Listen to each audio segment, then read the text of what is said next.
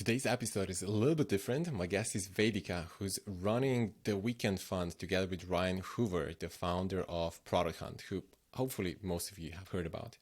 And we talk about, she gives us a bit of an insider look into how VC fund functions. She talks about what kind of trends she's seeing and where she currently invests in most, or what she recommends founders to start new businesses in. And she talks about what they definitely love to invest in, what they definitely don't invest in. And she also talks about the one experience that changed her life the most. And it's probably not what you would expect. So I hope you're going to enjoy that. And if you do, please subscribe, give us a review on Spotify, on Apple Podcasts, wherever you listen to your podcasts. And yeah, hope you enjoy.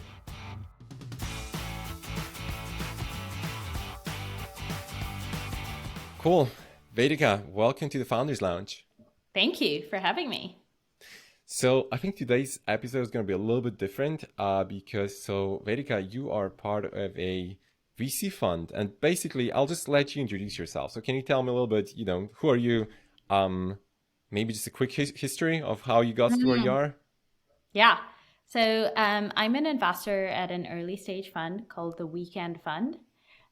We are a two-person distributed team. I'm in London, where you are, Matisse. Ryan, who's my only teammate, is in Miami, and we work over the internet. And we invest in early stage companies all around the world. So we have about 120 plus companies in our portfolio. And in terms of the themes that they're building in, they're all over the place, but the unifying thread through these 120 companies is that they're all capitalizing on some sort of consumer behavior, technology, or regulatory shift. So we really care about the timing for a company to succeed, to be right. And yeah, I can give maybe a bit of backstory about myself. So I actually grew up in Bangalore, in South India. I've actually been there. Oh, cool. Yeah, a few years ago. Okay, yeah. So I grew up in Bangalore, and I left in 2011. And now Silicon Valley is, Bangalore is the Silicon Valley of India. But when I was growing up, Bangalore was, producing a lot of back office services, but they weren't actually producing or building user-facing technology. So I actually didn't have a lot of exposure to tech, but I had a lot of exposure to entrepreneurship. So my parents run a family business that my grandfather started. So, those are always like the topic of dinner table conversations. And overall, I think my brother and I, we always grew up with this idea that starting a company was a very meaningful thing to do with your life. And we also grew up in the Marwadi community in India, which is extremely business focused. It's like the way to have like value as a Marwadi is to start a business. And then in 2011, I moved to Berkeley, California for school. And I was suddenly surrounded by all of these like 17-year-olds and 18-year-olds who wanted to build the future. And I was like, I have no idea what that means, but I just love like the energy of that. So I was like, I need to get involved in this, building the future thing. And I really did as many internships as I possibly could in college. Like some summers I did 3 or 4 internships, sometimes in parallel. The last of these internships was at a venture capital fund called Mithril Capital. It's one of Peter Thiel's funds. And I was the intern, and they were extremely generous. I was a bit like their project for that semester, and they were like, we're just going to teach you everything we know about the world. And I always held on to that. I held on to their generosity, but the other thing is like from the perspective of a 20-year-old, I was like, how are these people getting paid to hear other people talk about how they're building the future? Like how is this a job? Right? This is so different to like, the kind of businesses I saw build back at home. And they're also the reason I ended up at Stripe. I joined Stripe in 2015. It was my first job out of college. I learned a lot about how businesses actually scale. And then I ended up losing the H-1B visa, which led me to leaving the US. I took a gap year, probably the best thing I've ever done for myself professionally, which was very counterintuitive. at the time. And after that year, I ended up joining a startup in London called TrueLayer. TrueLayer is similar to the Plaid for Europe. They basically build financial infrastructure that opens up access to user permission financial data so that developers and companies can build applications on top of it. I was their first PM, helped them take their product to market. TrueLayer went from 4 to 100 people in the year and a half that I was there. And about a year in, I always remembered the energy of working in venture capital. It was really that. And then I had this idea that the internet should make it much easier to start doing the work that you want to do, right? Without asking for permission. And I was like, okay, like what do VCs actually do?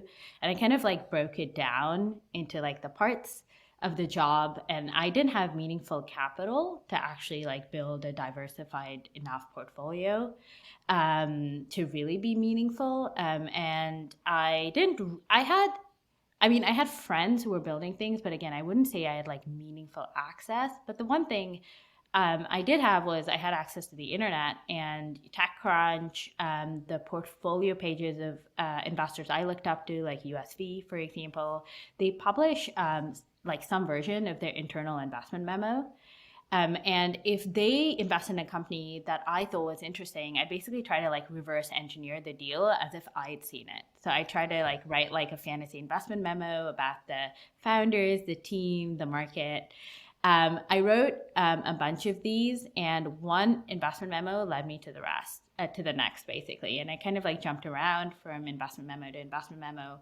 And as it turns out, when Ryan was hiring for the chief of staff role at Weekend Fund, he reached out to a mutual friend of ours, Harry Stebbings from 20VC. And Harry recommended me for the job. I chatted with Ryan, and I had this sense that up to this point in my career, I was choosing companies to work for. And it led me to like work at some, I think, incredible organizations. But ultimately, I was like, I just want to choose the person that I'm going to work for, right? And it's very important for me to choose someone that I sincerely want to be like. And when I spoke to Ryan, I definitely had that conviction, and it was a part-time role, so because it was just going to be a two-person team at Weekend Fund. So it was really important, both for Ryan and for the other person, to really have that kind of professional chemistry. And it went very well. And I think maybe a month in, I was like, oh my God, I need to figure out how to make this my full-time job, right? Not just my side job. And it kind of lined up with the timing of announcing our second fund. And I joined full-time about 6 months later. And I've been at Weekend Fund since then. It's been the best job I've ever had. This episode is sponsored by Freelancer.com, the largest online marketplace for freelancing and crowdsourcing. If you want to delegate some of your work or need to hire an expert to work on virtually anything with any skill, then this is the place for you. They've got over 60 million registered freelancers, so you can find pretty much anyone to do anything you want. Even NASA has been using it for years, and I've been using it recently to get some cool new stuff done for the podcast. So if you want to give it a try, go to freelancer.tflpod.co and you'll get a £30 voucher to start with your first project. So that's freelancer.tflpod.co. I'll put the link in the description. Nice. So I think there's a few cool lessons in there. I want to clarify first something for those who might be listening and they don't know. So Weekend Fund was started by Ryan Hoover, who's, I think in tech, he's quite a personality. I would say most people who work in tech, they've probably came across Ryan one way or another, or at least they came across Product Hunt. So Ryan started Product Hunt and everyone knows about Product Hunt. Yeah. So he's quite a personality. And then you mentioned Harry Stabbing as well. And he's a VC, a London-based VC with probably the biggest personal brand, or one of the biggest kind of personal brands that he has. Obviously, he has a podcast, 20VC, has a big Twitter account, probably other social media as well. So one thing that's interesting is you just started writing memos, right? It's kind of like, well, you just kind of start doing what you want to do, not really necessarily knowing where it's going to take you, but I guess you get the experience and the exposure to that. But I'm curious, how did you actually get connected to Harry? Because so you've been Mm, in London for maybe like, I don't know, a year or 2 or 3 years at that yeah. point. And I'm curious about that, as well as in general networking in London when you come to a new city. I think I feel like when you work in venture capital, networking, I think it's quite important. Correct me if I'm wrong. So Mm. I'm curious how you see that. Yeah, I think you're right. I think the quality and the relevance of one's network is helpful no matter what you're doing in life. Yeah. But it's especially helpful for venture capital. And I think I would actually say up to a very large extent, because venture capital is a very access-driven game. The quality and relevance of one's network, I think, determines the returns of a venture capital fund, I think, more than any other factor. And the way I got connected to Harry was I have a younger brother who lives in between San Francisco and Seattle. And Farad spends a lot of time on Twitter, and he loosely knew Harry through Twitter. And Oh, he DM'd Harry saying, "Hey, Harry, my sister is moving to London and she didn't previously go to school there or have a job there, so she has no friends. And I think you should hang out with her." And Harry, as I learned later, he was like, "This is the weirdest request I've ever gotten on Twitter." But he was like, "Okay, I'll hang out with her." So this is how Harry became my first and only friend in London for oh a my few God. months. And yeah, that's that story. Twitter is incredible. I love Yeah. Twitter so much. I feel like I talk about it on podcasts all the time because I think it's such a, if you use it right, it's just such a great, first of all, it's at least a learning tool, but Mhm. an incredible networking tool as well. Yeah. Yeah, that's true. And I think maybe one lesson is in a lot of ways when I actually kind of look back into like the look back on like the unlocks in my life, I think almost all of them are people driven in a Mm, yeah. way. Um, Maybe except, and again, this is again partially people driven as well, but like writing the investment memos and starting to do the job that I wanted to do in some ways, like it positioned me for Harry to be able to make that introduction. But still, like, Mm, I can't really say with any confidence that I would have this job at Weekend Fund if Harry hadn't made that intro. Hundreds of mm. other people applied for the job, and I didn't have professional investing experience, which I bet a lot of people would have had. Totally agree. I think, I mean, I completely relate to that, all the unlocks, or for me, all the great things that happen to me in life, whether it's, interesting or like financially successful or just something Yeah, fun, it always starts with randomly meeting some person. And then yeah, that leads to something new that ends up being really cool in one way or another. And it's not going to be every person. I always feel like you need to meet a lot of people, and then, 1 in 100 is going to change your life. yeah, But you need to sort of create those opportunities to actually meet those 100 people, and just, yeah, not give up and open yeah. yourself to opportunities, right? I bet this podcast is a great way, for you to do that. It is 100%. For me personally, that's a big part of the motivation Mm, to do podcasts, right? um, on both sides, the guests, but also the listeners, right? So mm, both, in both on both sides, you're exposed to interesting people and just kind of out there and discuss interesting things. And I think you just find out what others are doing, and others find out about you, and yeah. it makes sense. Yeah, maybe one last thought on that is because you mentioned both Harry and Ryan, I think one thing they actually have in common is they both figured out a way to help, um, you know, builders and investors at scale, Hmm. through their respective platforms, 20VC and Product Hunt. And I think possibly my biggest lesson as a junior investor, right? So this is someone, I didn't have I didn't have the strongest personal brand. going into weekend fund, just truthfully, is you really need to figure out how to be helpful to your future sourcing network. And if you can do that at scale, that's even better. Mm-hmm. That makes a lot of sense. Mm. Okay, so let's talk a little bit more about London, as we already started kind of talking about Yeah. that.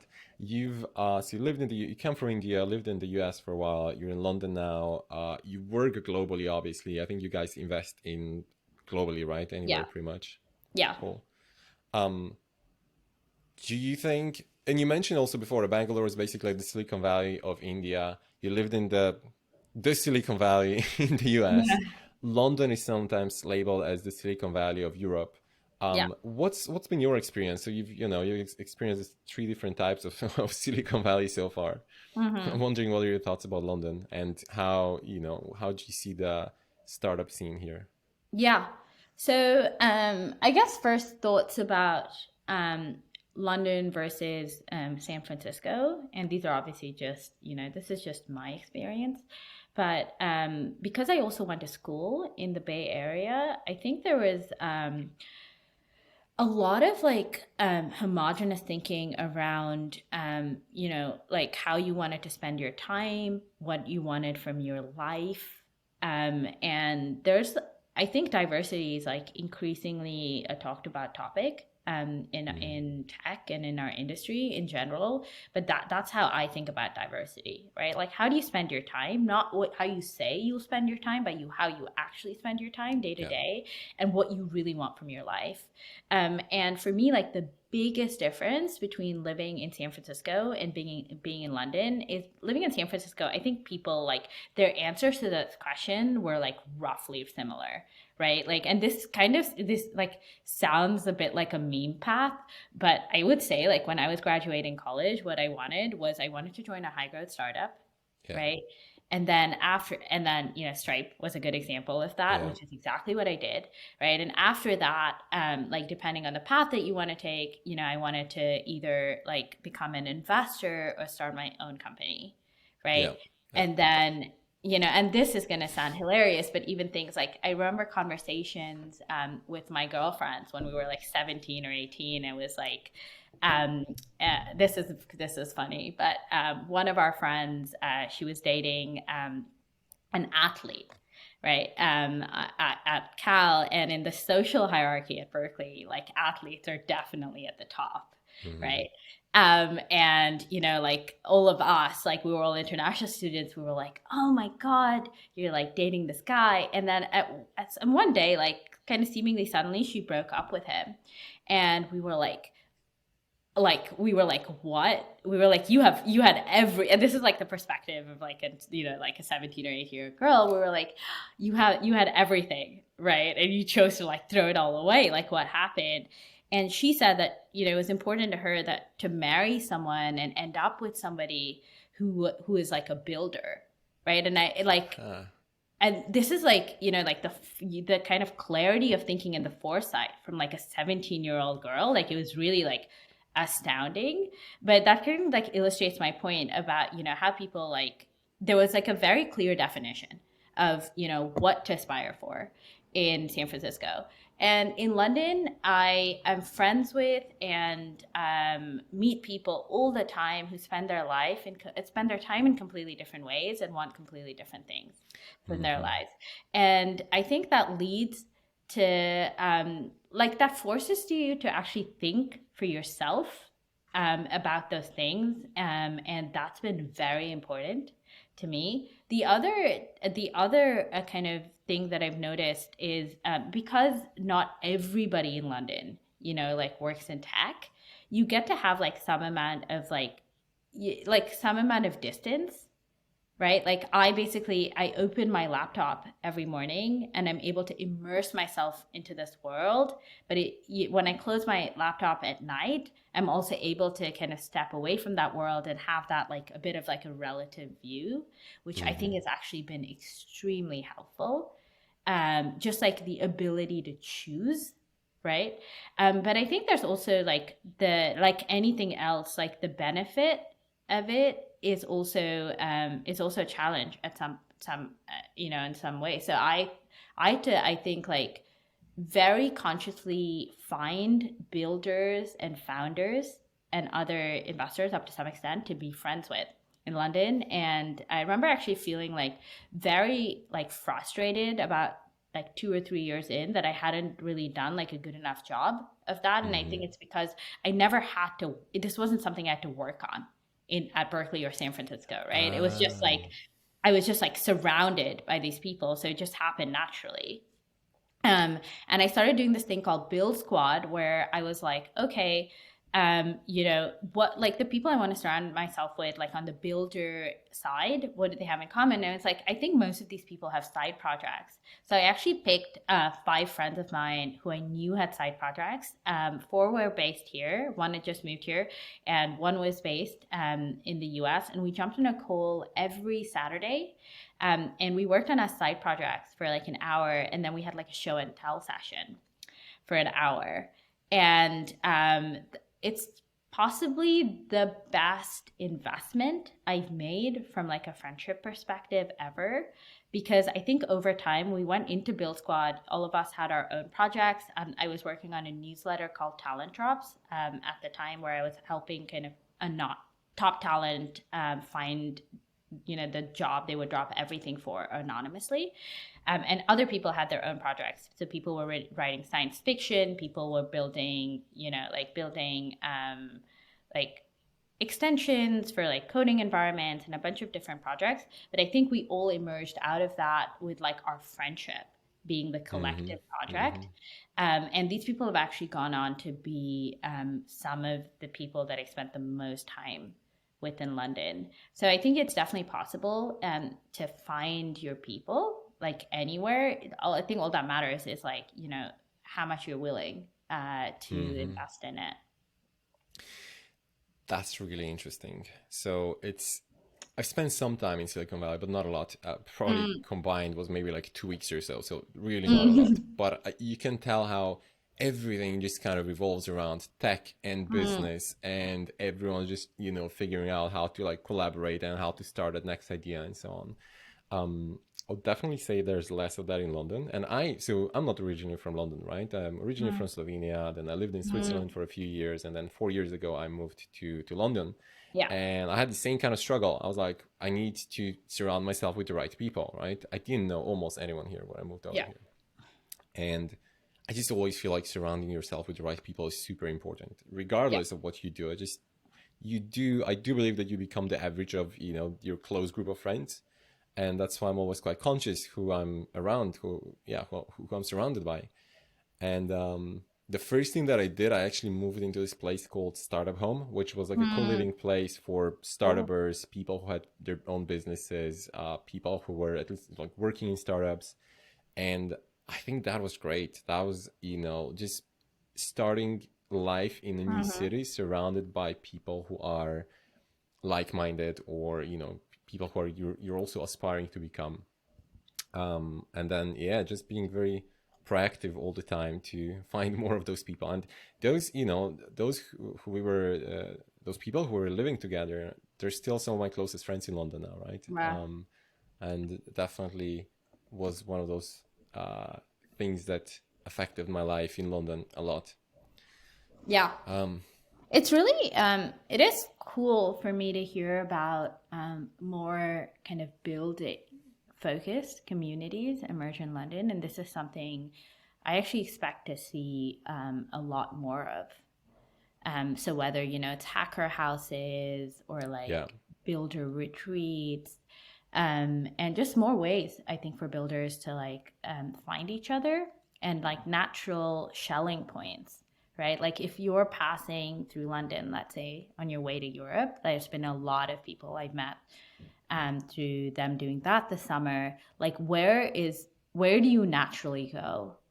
And I'm not Hmm. sure like there's like a default answer to that yet.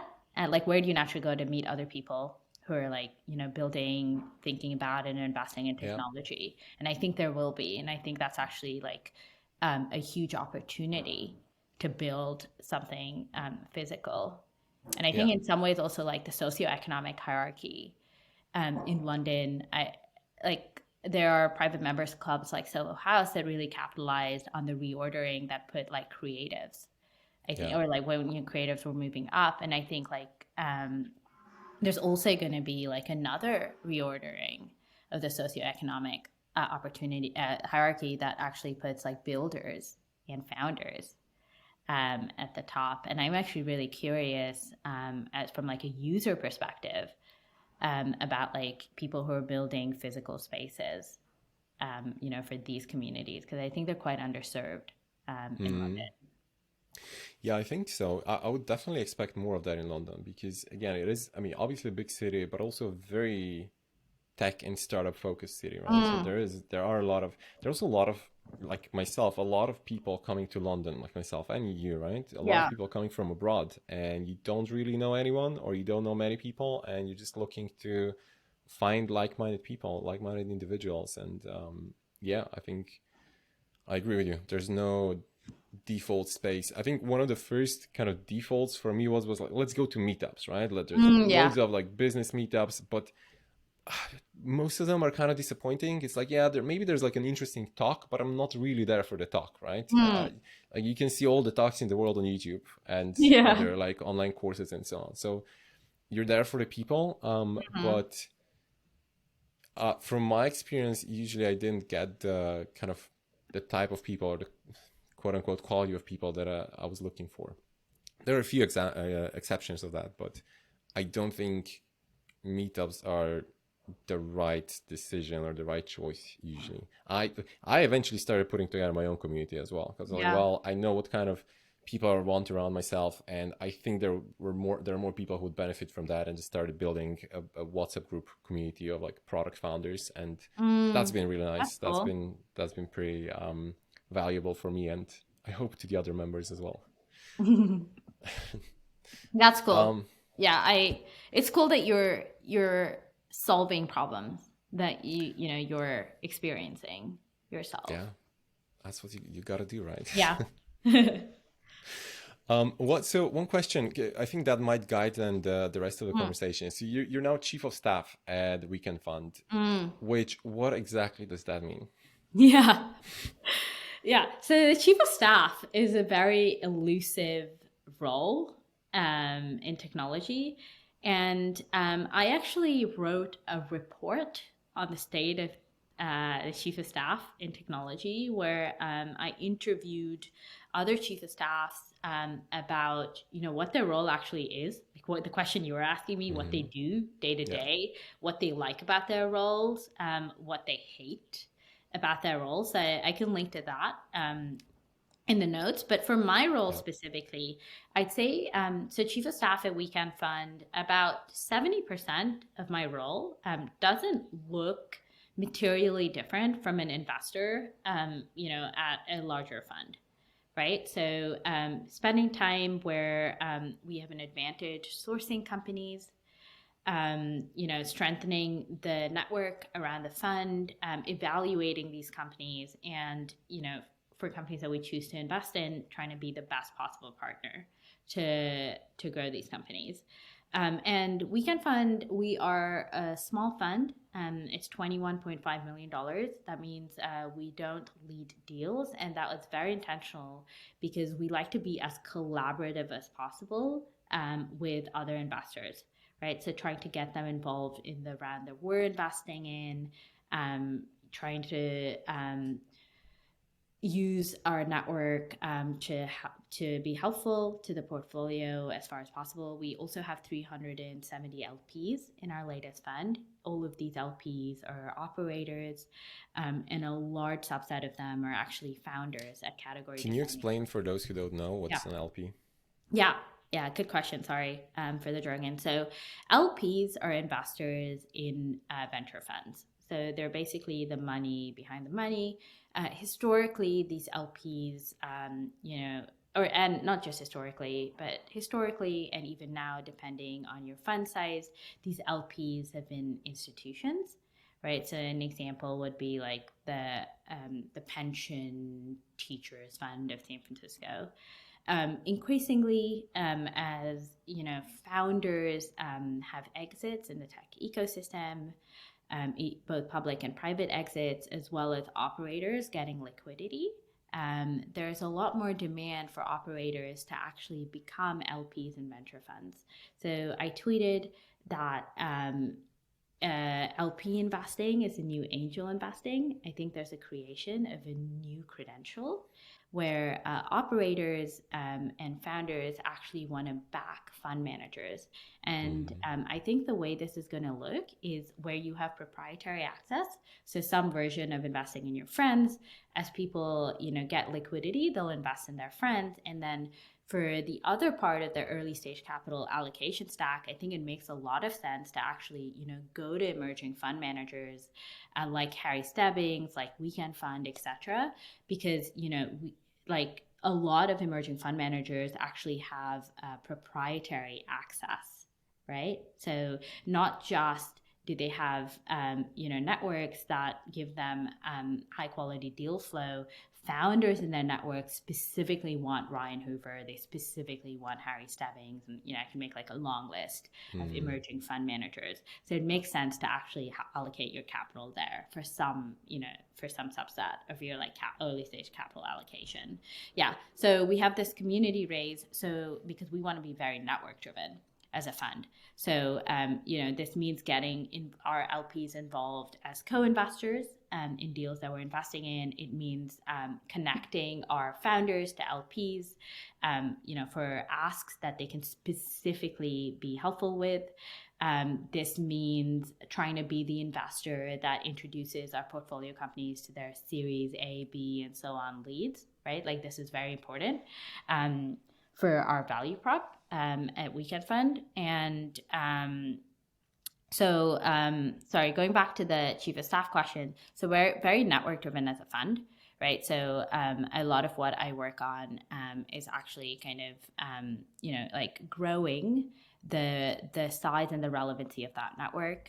One of the projects I'm spearheading right now is Signature Block. It's a newsletter for emerging fund managers because there's been an explosion of other fund managers with operator backgrounds like Weekend Fund, but there's no destination on the internet that currently serves like actionable and tactical knowledge on how to build a fund. So we've released 2 editions of the newsletter so far, and the reaction's been extremely positive. The last newsletter got about 70,000 views for what we thought was like a niche topic. So there's clearly a lot of demand. And this kind of leads into the other 30% of my job. So apart from like the day-to-day investing work, a large part, or not a large part, about 30% of what I do is actually helping Ryan and I build leverage. So we're a 2-person fund, right? That means we need to be extremely careful that we're spending our time on the right things. So one of my early projects at Weekend Fund was, setting up the stack. So like the technology stack that we use, workflows, automations. I wrote a post about this. I can link that. It means working on experiments like Signature Block that ultimately will give the fund a competitive advantage, and kind of doing and working on, these like long-term projects for the fund, right? So we're on Weekend Fund 3 now, but what can give Weekend Fund 4, 5, 6 a competitive advantage, and how can we better serve the different sides of our platform, which is, LPs, co-investors, and founders. Interesting. So I can link to the blog post that you mentioned that you wrote about this, but can you talk a little bit more about it? So I think that could be quite interesting, either to somebody who wants to start a fund, but also to founders, right, who are fundraising, because I think often founders don't necessarily really understand what's happening all there in the background, how the fund is actually functioning. And I don't think you're a very typical fund necessarily, but I'm curious how you organize all that. Yeah, sure. So I assume you're asking about our stack, basically. Yeah. Yeah, and I think it's pretty cool because you said that, so you're a 2-people fund and you have over 120 investments, and that's been done over the last, a few years? Is it 5 years already, or I'm just kind of guessing? Yeah, so starting 2017, that was when Ryan started investing out of Weekend Fund 1. Cool. So you have to be very efficient, as you said, right? Yeah. Yeah. Yes. So how do you achieve that? Yes, exactly. So from the Stack side of it, we use a couple of tools and as well as workflows.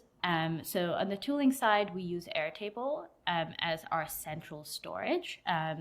People say VC is a relationship business, and um, Airtable is a relational database. So it actually really helps us store the companies, the people, and the mappings between those in our world, right? So maybe it makes sense to actually talk through like what the workflow would look like for like a typical investment. So Yeah. let's say you reached out to us, for like with like an investment that you wanted to introduce us to, and we wanted to take you up on that introduction. So the first thing I would do is I would go to our Airtable, I would go to the company's table, and I would go to the active pipeline under that, and enter that table. That would automatically create a Slack channel. We have a dedicated Slack channel for every single deal we're actively diligencing. And that may sound like an overkill because we probably have like 20 plus Slack channels open at this time, but it just helps us be very organized about every single deal we're diligencing. And it's a space for us to actually like create good habits around diligencing a deal. And what I mean by that is, so once the Slack channel is created, let's say we're scheduled to jump on a call in 15 minutes from now. At any point leading up to the call, Ryan and I will jump in. We'll share any materials relevant to that deal in that Slack channel. And we always share questions that we have for the founder going into the call. That's a forcing function to actually be well prepared going into the call.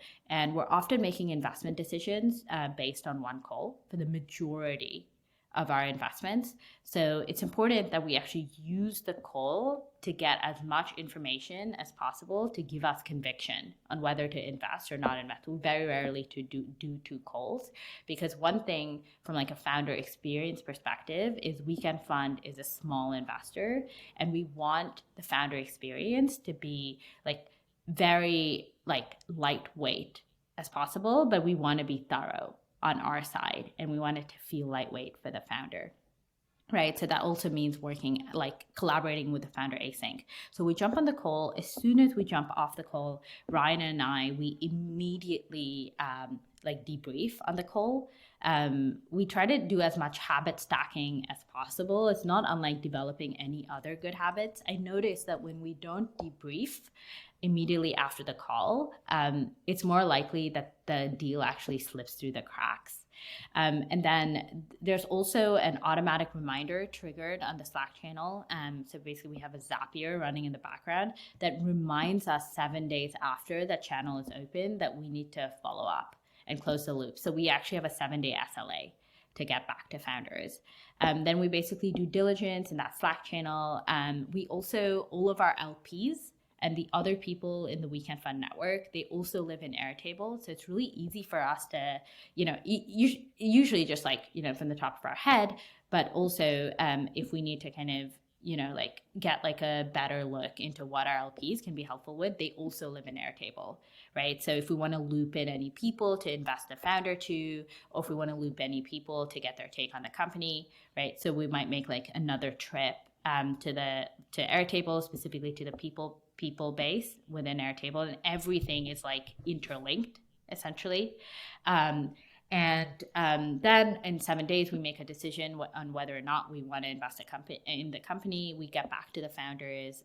We try to be very thoughtful about how we write pass emails, essentially, because, like this is no surprise, but we've made mistakes.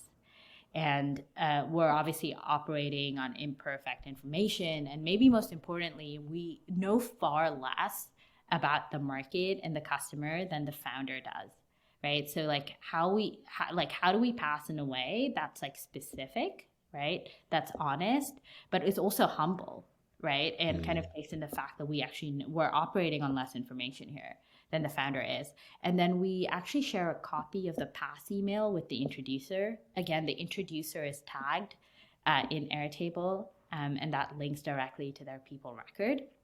And then maybe another thing to mention here is we use a collaborative inbox called Front. And what Front lets us do is lets Ryan and I like collaborate on emails in a very lightweight way. There's a chat box under every email, and that means we're not actually wasting time like taking screenshots of emails or creating email links and transferring over that context to Slack. And then for my calendar, I use a tool called Vimcal because it makes cross time zone scheduling very, very simple. And I'm mostly talking to the people based in the US. So I'm constantly scheduling, not in like London time. So that's been really helpful. Zapier powers all of our automations. We probably have about 3 to 5 other automations running on Zapier right now. And then we have, I'm just going to pull up my Slack, some other channels. We have a research channel, so that lets us kind of identify themes that we want to dig deeper into. We have a shower thought channel. So if we have any passing or crazy ideas of experiments that we could work on and Weekend Fun, that usually goes in the Shower Thoughts channel. We have a content channel, so that's where we're collaborating on our latest content experiment, Signature Block. So if you like spent a day at Weekend Fun, it feels like you're working at an early stage startup, right? Like that's important to us. Yeah. That's the pattern that I noticed as well. It's just, I love everything that's hyper optimized, and I think you guys just optimized everything so you can run it as a small team, and it does feel like just like a small startup, everything automated and running in a kind of lean way. It's pretty cool. That's pretty cool. I feel like we got an insight into how an investment fund functions, which is pretty interesting. So you said, obviously, you have calls with the founders, and then based on that one call, you decide whether you're going to invest or not. What are some things, or during that call, what are some things that at the end of the call you are, yes, that's definitely yes, we're definitely going to invest, and maybe what are some things that's a total red flag, and you say that's definitely a no? Great question. So what we're typically looking for in a call is, does the founder have like a unique insight or secret that they're actually capitalizing on to build this business? And the mental test I try to put myself through is if I walked into a room with other founders also building in this space, and I would never actually do this, but let's say I went up in front of the room and actually announced this insight or secret. It's only an insight or a secret in my head if the majority of other founders in that room would disagree. They'd be like, I'm not sure. They're not thinking about this right. That's totally wrong, right? So we're really trying to surface that. And the other thing is we really care about the underlying shifts that make the timing right. We're really trying to understand what those underlying shifts are. Because it's unlikely that this idea has not been tried before, right? Like the kind of idea maze in technology is very dense. Like a lot of iterations of most ideas I think have been tried before. So we're really trying to understand like why is the timing right for this company to succeed. So maybe it'd be helpful to provide an example of like a shift. One is like remote and distributed work. That feels like a fundamental shift in the way people work. And I think it's leading to a lot of, we need a better framing for this, but fluid work, right? So there's been the rise of orbital workforces, what Airbnb hosts are to Airbnb or Uber drivers are to Uber. There's obviously been, like the freelance economy, there's been the creator economy, and all of these kind of like related but adjacent shifts that I think is fun. And then of course you can work for in a lot of cases you can work from anywhere in the world, right? And like to us this is like, you know, like a fundamental shift. And Ryan actually built Product Hunt distributed from day one. So by the time we invested in a company called Deel, which is one of our best performing companies, they make it as easy to pay someone all around the world as you would locally. By the time we invested in Deel, Ryan had actually been building a distributed team for about 7 years, right? So that gave him a lot of insight into the challenges of actually paying contractors around the world. So yeah, that's what we're typically looking for. In terms of red flags, I think these are not like, I don't think any one of them is a red flag by itself, but things that give me pause, right? And make me look for other strengths. Because I think like with the best founders, they often have extreme strengths and extreme weaknesses, right? And it's like, I don't think you really understand any person unless you have like a read on their weaknesses. And I think like the same is true for founders. So some things that give me pause is if the founder, like if it sounds like the founder doesn't believe the vision that they themselves are selling, because that it's so much harder to convince, you know, investors, to convince teammates, to convince customers to come on board, right? So that's maybe one thing that gives us pause. Again, I think there's so many prototypes for successful founders that we've seen in our own portfolio that I think it's somewhat dangerous to come up with these like rules. But these are, and I can also think of founders that maybe don't, you know, that do have some of these like criteria that give us pause, but they're probably more like the exceptions that prove the rule. The other thing that I think might give us pause is a founder that's like, this is going to succeed because nobody has tried this before. That usually shows that they don't have a good enough understanding of the previous approaches to the market, and that feels important for us to know.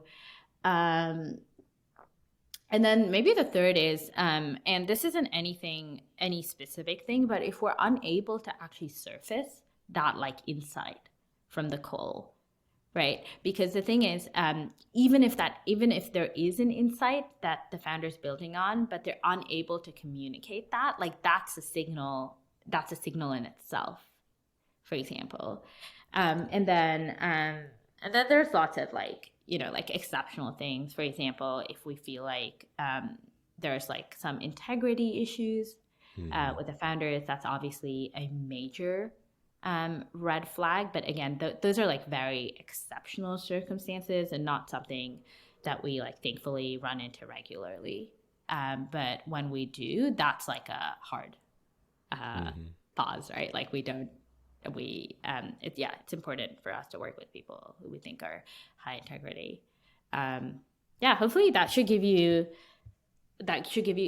some insight. Maybe last thing is, has the founder taught us something new? That's a good thing, right? Yeah, that's a good thing, right? Because like one of the privileges of working in venture capital is that you're constantly talking to people who are teaching you things, right? So when I feel like I've like, you know, learned something new on a call, like that's usually like an extremely positive signal for me. And then some other things is I love like my personal style, or my personal taste in founders is founders I think are like high pace, right? Like sometimes you like jump on calls and it's like, you know, two founders and they're constantly like, they just have this chemistry both with you and with each other, and you know, it feels like conversational tennis, right? Like there's like constant back and forth because these calls are dual purpose. One purpose obviously is to evaluate whether you want to invest in a company, but the other purpose is to start building a relationship with the founder, and that kind of chemistry can usually give you like good signal on, you know, the quality of relationship you're willing to have. You will likely have with the founder. Makes sense. That's very interesting. What are the kind of, I suppose, trends that you're seeing? So I think we touched a little bit on that subject, but I'm sure because you evaluate a lot of different ideas, and I'm sure that there are certain trends that you're interested in, but also certain trends that just kind of, did you notice perhaps founders working on? So I'm curious. Besides, okay, you obviously mentioned a few of them. Is that mostly what you're seeing right now? So there's remote work, the creator economy, the freelancer economy. Or are there any other things that you would point out that are particularly interesting right now? Yeah, totally. Again, we have the privilege of seeing a lot of these trends. A short list of them that I'm particularly drawn to. We're interested in vertical hiring marketplaces.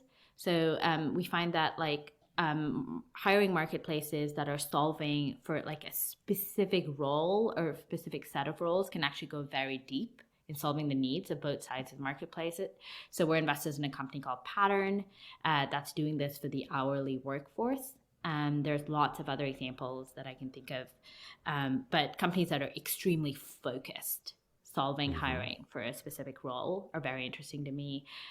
We're also interested in what I call superpower tools. So knowledge workers are increasingly choosing the tools that they use at work, which kind of creates the opportunity for bottoms up adoption. So we're really interested in tools that help knowledge workers basically, level up in one aspect of their job. Portfolio company in this space is Lumini. They basically build automation and workflows for customer support teams. And really help customer support teams kind of like level up. And a lot of these, the value prop of these tools is let computers do what computers are best at, and let humans do what humans are best at. I'm also really interested in embedded fintech and fintech infrastructure. All of my pre-investing experience has been at API-driven fintech companies, so TrueLayer and Stripe specifically. And I was at Stripe, I think, when Stripe became the default way to build a business on the internet. And I think that's very powerful once that happens, because it becomes an index on the growth of the space. And the other thing I found very rewarding about working and building these like API infrastructure companies is that it's not about you if you do it well. It's about all of the companies that get built better, faster, stronger on the infrastructure that you built. So we're investors in a company called Moonpay that's building like crypto on-ramp and off-ramp infrastructure, so that founders and builders who want to offer like crypto in their applications don't have to work through the technology, the regulatory, the compliance, and like the operational challenges of kind of building that crypto stack themselves. We're also really interested in operating system SaaS.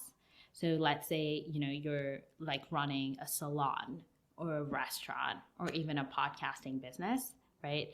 Like, what is that like daily business in a box application that you can really use to make sure that you're spending your time on the things that give you a competitive advantage?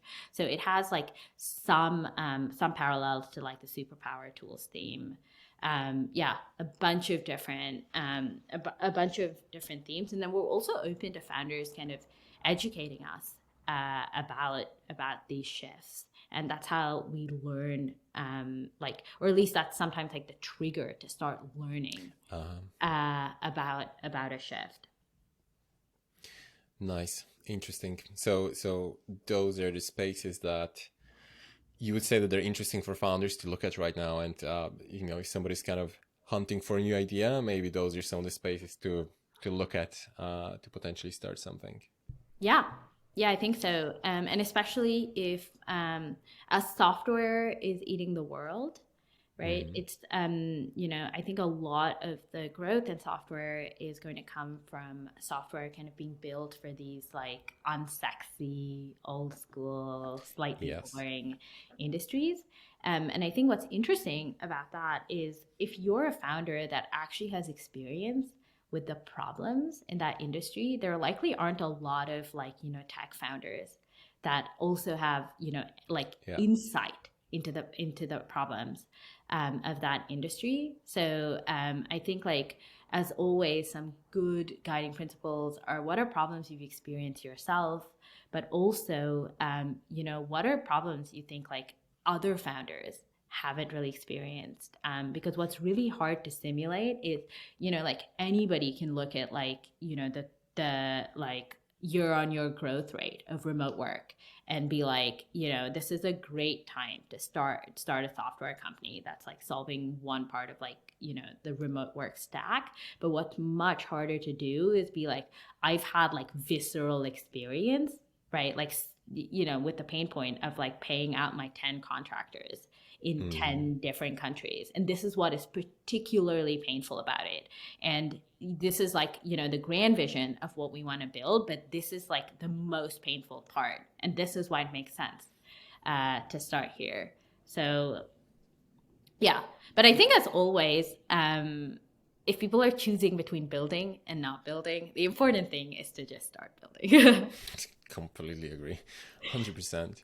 I think one similar trend that I'm seeing here, and I'm particularly excited about, is there's a lot of baby boomer businesses, or there's a lot of Mhm. baby boomers who started businesses and they're now soon going to retire. Yeah. And there's going to be a lot, and most of those businesses are still running, on paper and fax machines and telephones and very manual and very old school.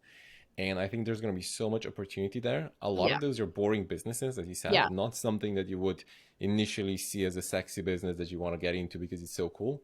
Yeah. But which is part of the reason why there's going to be a lot of opportunity in there, because not a lot of people would consider those options. But so much opportunity to digitalize those businesses, Yeah. and just create tools, as you said, create software to run that, to optimize it, right?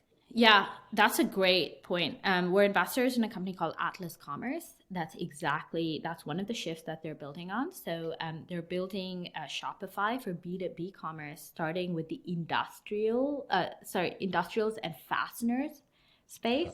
So I didn't know anything about fasteners before we invested in Atlas, but these kind of fasteners and these like other parts, they can have like hundreds of dimensions, which makes it a Mm, particularly good problem for mm, software to solve. And a lot of the workflows in this industry, like you're saying, are very manual, uh, Excel driven. That's actually, I think, a very interesting theme to dig into more. It's the unbundling of Excel, right? And how like basically Salesforce is one application of unbundling of Excel and Airtable is mm, another. And those are completely different tools. That now it's like wild. Now that they've become ubiquitous, it's wild to think that Excel was being used for both of those use cases. Or even like Trello or another project management tool is yet another application of that, right? And that like looks like Trello looks very different to Airtable, mm. right? And the value prop is very different, right? And I think there's like basically applying what like unbundling of Excel to these kind of like intergenerational management shifts in these businesses, and kind of like creating something that is purpose built for a specific a specific kind of business. I think is very valuable. Yeah. So we're really interested in companies like Atlas Commerce. Mm. That makes sense. Unbundling Excel is super interesting. I've been thinking about that recently. I love Excel so much. Half of my Yeah. life is just in Google Sheets. But it works exceptionally well when you're one person, maybe two people, maybe three people. But when the team grows to, 5 and 10 and 50 and 100, you can't really run it from Excel anymore, right? Hmm. It's only good until certain very small scale. And that's when I think the opportunity comes to actually transform that into some kind of software product, right? Yeah, and Excel, I think people don't really think of it like this, but in my head, it's like the most used programming language in the world, Yeah, right? And when something is that ubiquitous, there's always use cases that it's better suited for and yeah. use cases that it's worse suited for. And, a lot of the Excel's usage is high intensity and high frequency, right? So people who use it like every day, for example, to run like some aspect of their business.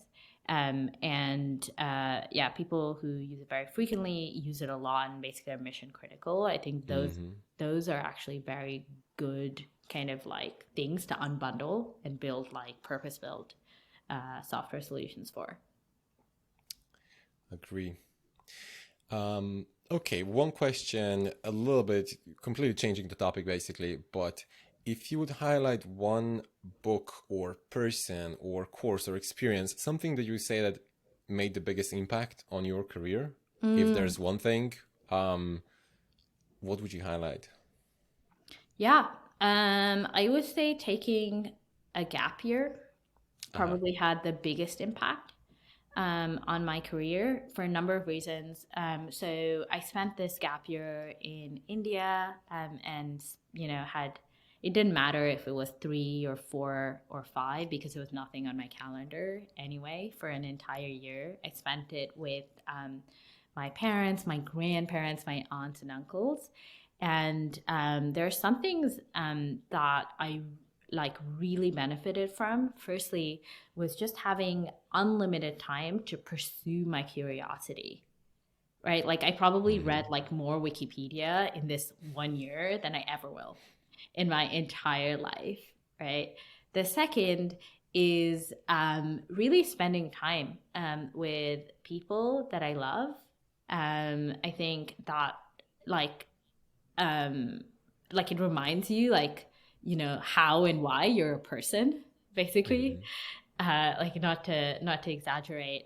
And the third thing is actually it gave me like enough of a reset, I think, to kind of like step back. I think there's this novel quote, or I think it sounds like something Neville would have said, but don't quote me on this. That the challenge in life is like not so much to be playing a game right, but to figure out what game to Yeah. play.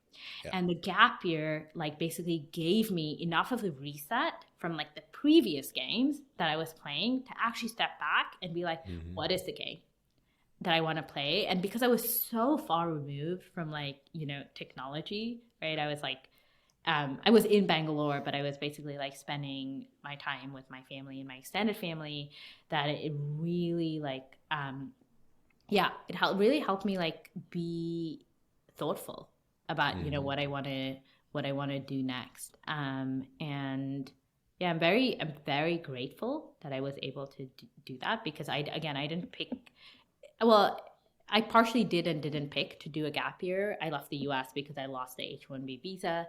And at the time, I was like devastated, because, when something is being pulled away from you, you just instinctively want to like pull it back. Right. But now in retrospect, I'm like, it led me to the gap year, which I think is like the best thing I've ever done for myself. And even if I understand that like like recommending a gap year is maybe somewhat problematic, because some people might not have that choice. But how can you kind of like bring in some of that gap year spirit into your day-to-day, week-to-week, a month-to-month life, where you can have long periods of unstructured time, where you can have like intense experiences around the people that you love, right? Where you can actually like sit down and reflect on the game that you're playing, when you can actually sit down and reflect on the learnings that you're having. Like one thing I really look for in my own life is what have I learned this week, right? Or some short period of time that wasn't obvious to me last week. And I'm always looking for that high rate of learning. And then this other thing that I'm also looking for is like, what have I changed my mind about? Right? Because I think one part of like growing older is you realize there's a lot more nuance in everything, right? And your views, they start to become like a lot less simplistic than like, this is good and this is bad. Yeah.